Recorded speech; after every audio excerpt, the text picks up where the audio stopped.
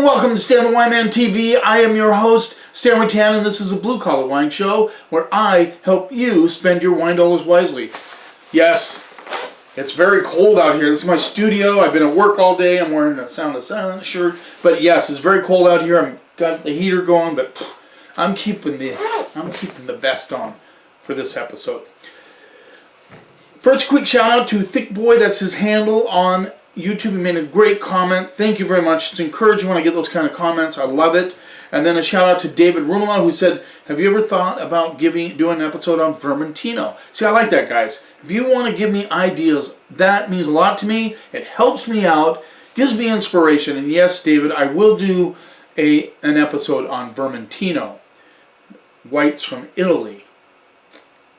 Going to do it at some point. Now you think about, you're in the middle of winter, but people drink whites during the winter as well.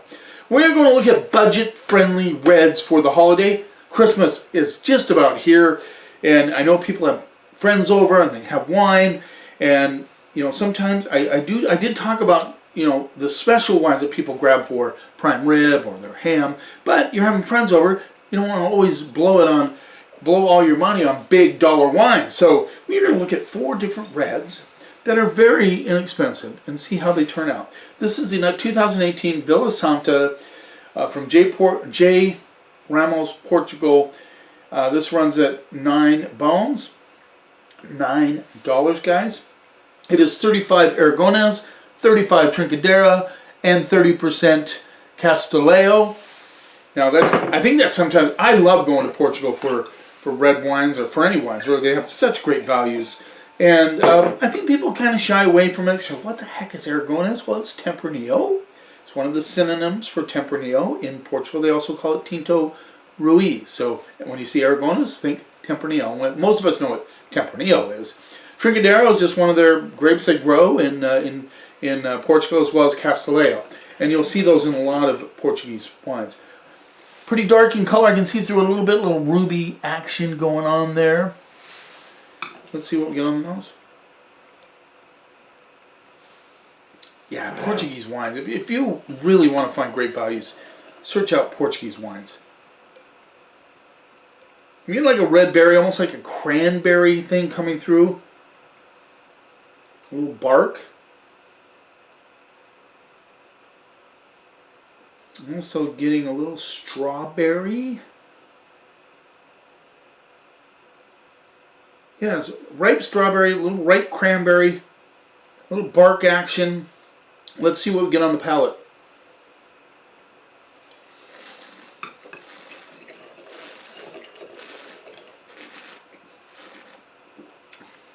So good acidity. Acidity is so important when it comes from food. You have to have acid for it to match up with food. So this has good acidity. The cranberry-strawberry combination is there on the palate. Tannins are fairly soft. There's a lot of earth on this one. This just screams old world all the way.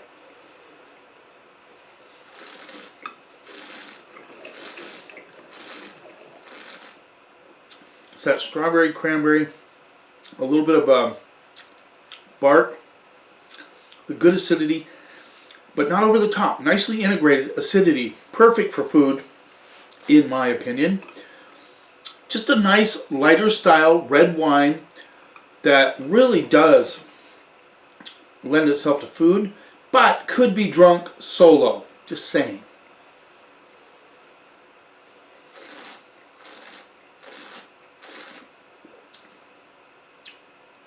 Getting a little red flower action too on the back end. A lot of good things in this wine. Fairly complex considering the price.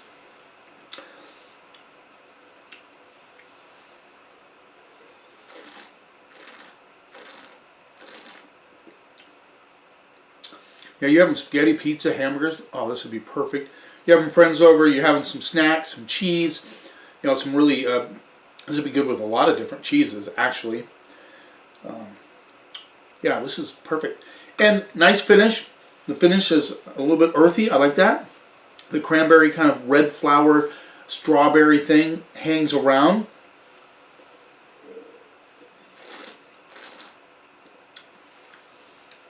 Nice, little, easy to drink red that goes good with food. What could you ask for? I'm going to go C plus, B minus on that wine. It's above average. Now you can't go B really, but it definitely B minus. Hedging more towards B minus. Let's move on. Now we're looking at this, and this cracks me up. South African cab called Frank. $10, 100% fermented grapes. So let's be frank, it says.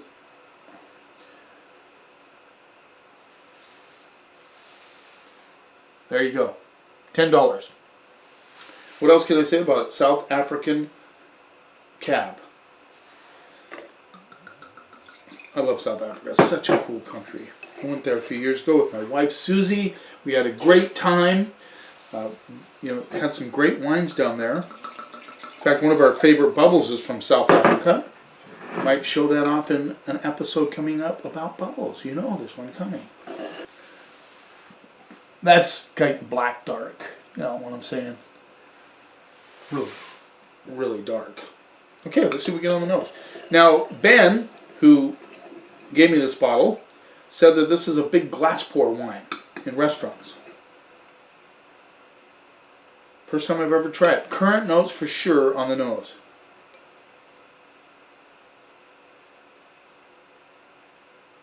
Yeah, there's a little bit of earthiness coming through.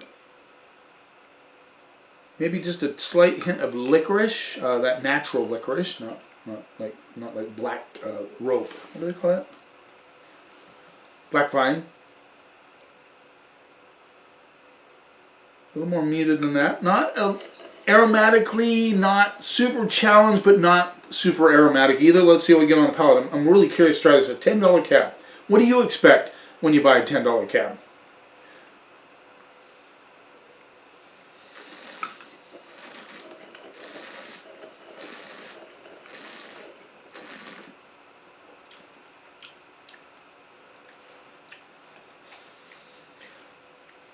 Lighter tannins, not super tannic, but some people like that. Currants, getting currants, a little bit of bark, like currants and bark kind of munched up together. Shave a little bark and currants. And then a spice action on the backside. But fairly simple. But, that being said, sometimes simple is not bad. You know what I mean? $10. I mean, what are you expecting? Super complex? Well, Portugal. Different story.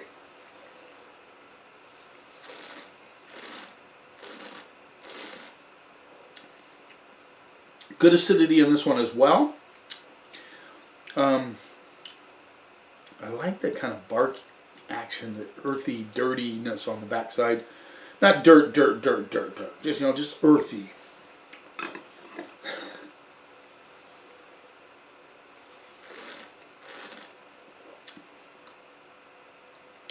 Yeah, not bad. I'm not super excited about it, but what I do like about this cap right here is that it's not fake. You don't get any fakeness in this wine, and that can happen when you're dealing with inexpensive wines. This is the real deal. They're not trying to mask anything. They're just going 2019 cab from Frank in South Africa. Yeah, I like the fact that it's not fake. It's a real deal cab. Just really simple. I'm going to go C+. It's not terrible. It's actually pretty good, just not very complex. Not as complex as the other one that was $9. So we're talking pretty good values here, guys. Now let's move on to Australia. We're jumping all over the place here. We got South Africa, we got Portugal, now we have Australia. This is the Port Armand 2017 Cabernet Sauvignon, Western Australia. This rolls in at $14. So we're jumping up a little bit here. $14. Point Armand Cabernet Sauvignon.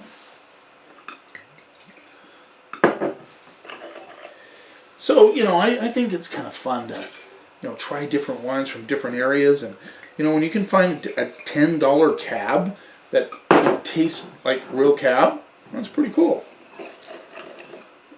Color on this one, yeah, really, really dark. What else can I say? Almost has a kind of brown tone to it. It's 2017, 4 years old. Let's see what we get on those. Eucalyptus? Yeah, eucalyptus. It's from Australia. Not very pretty common to smell eucalyptus on Australian wines. Currants, eucalyptus, and licorice all day. Isn't it interesting? There's like these baking spices that are trying to sneak out. And that eucalyptus is there, boys. Can be mintiness there a little bit. Let's see what we get on the palate.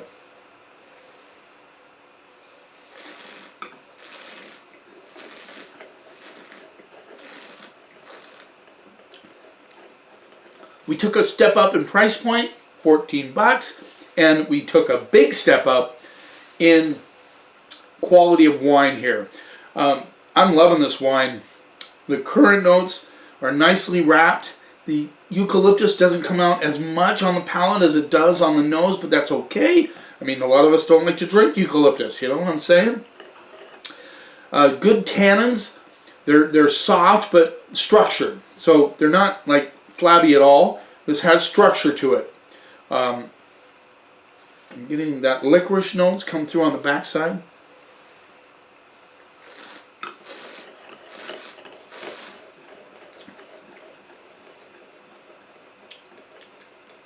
Yeah, front to finish, nice expansion on the mid palate. You get an expansion of currant notes on the mid palate. There's a bark. There's like a little bark on this one as well. Old bark, not new bark.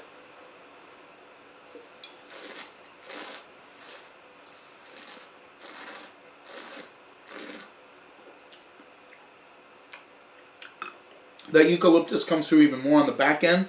The tannins get a little bit more serious. I don't know what that was. The tannins get more serious on the finish. Get a little bit of grip action, but not heavy duty. This could use some food as well.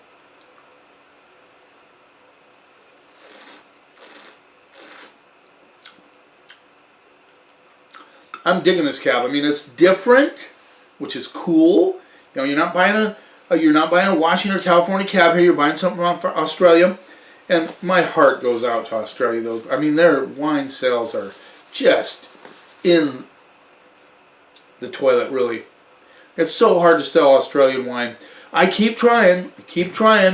I have this stacked at the store because I think Australia makes great wines. We know they do, but they just shot themselves on the foot promoting Jacob's Creek, Yellowtail, Jacob's Creek, what's the other one? Lindemans, which are fine wines, don't get me wrong, but people just got tired of those, you know, kind of inexpensive, cheap tasting wines. And, you know, I think they should have focused more on their mid to high end wines. I mean, this is a mid tier wine. I mean, $14 isn't expensive, but this is really good. Yeah, just saying.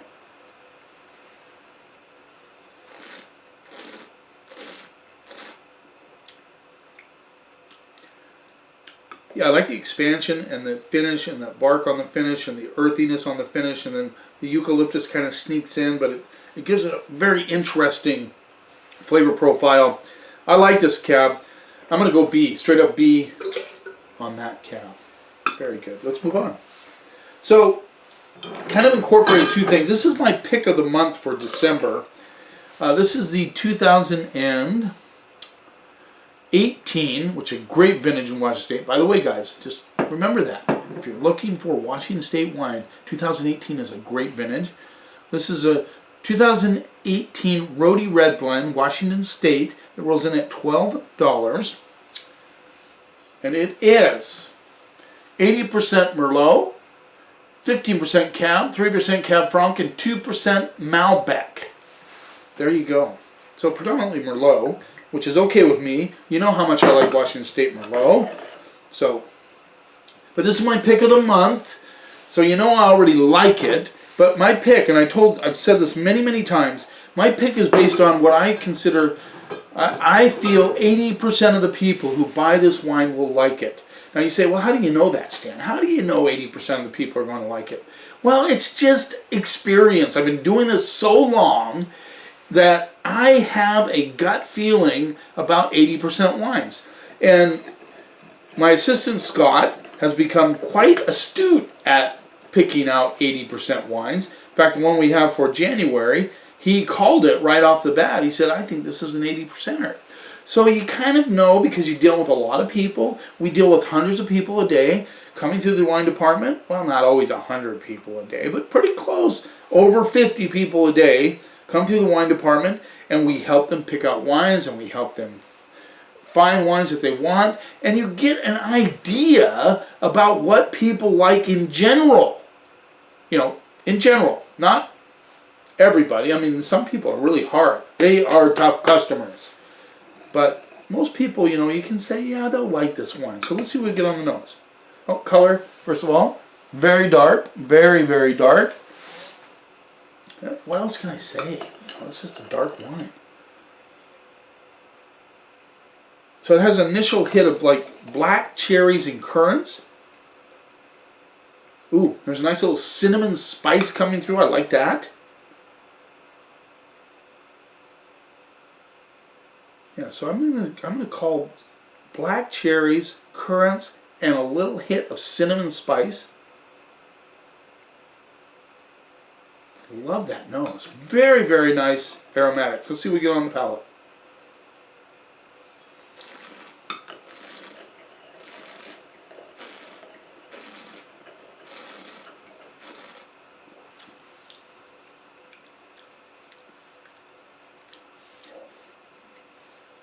Tannins start out kind of soft, they're structured, but then they get kind of serious on the finish, which I like. There's a very, very interesting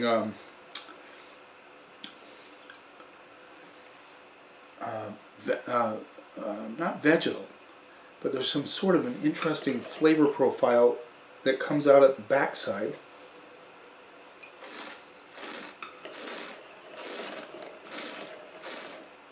So definitely currants, black cherries. There's a kind of a not lavender, lilac red flower component coming through on this one, which is very, very interesting.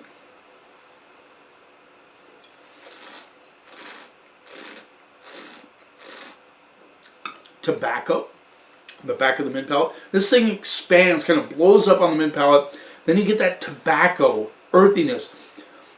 You get violets, lilacs, red flowers, little purple flower action going on in this wine. I'm telling you guys, this is a fantastic wine, and I am very impressed with this wine. I really am. I'm excited about this wine.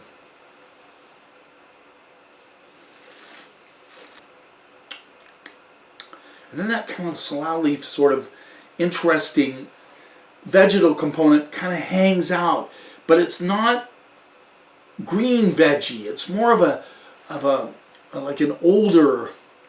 It reminds me of like, oh, I know what it reminds me of. It came to me, a madrone leaf. Have you ever bit into a madrone leaf? That's what I'm getting. I knew I'd find it. I knew it'd hit me. That's what I'm getting at the backside, but it's not a prominent part of the palate. It's just there, and it's really cool. This is a very complex wine, very well-made wine for $12. I hope I showed. Did I show you the label? If I didn't, I'm going to show you again. If I did, I'm showing you again. Rhodey Red Blend, Washington State, predominantly Merlot.